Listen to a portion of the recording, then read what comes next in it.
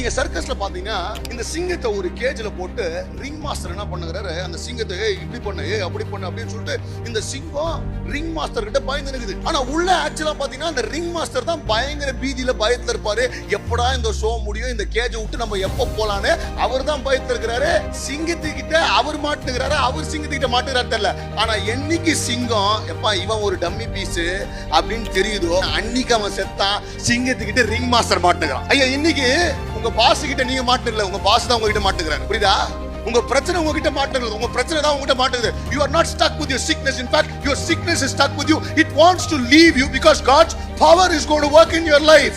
நீங்கள் மாட்டிக்கொள்ளவில்லை, பிரச்சனைகள் தான் உங்ககிட்ட மாட்டிக்கொண்டிருக்குது. That's how you need to look at things. God has brought me into this. I am not stuck here. In fact, this is stuck in my life so that the power of God could be displayed. The power of your perspective can change the outcome of your circumstance.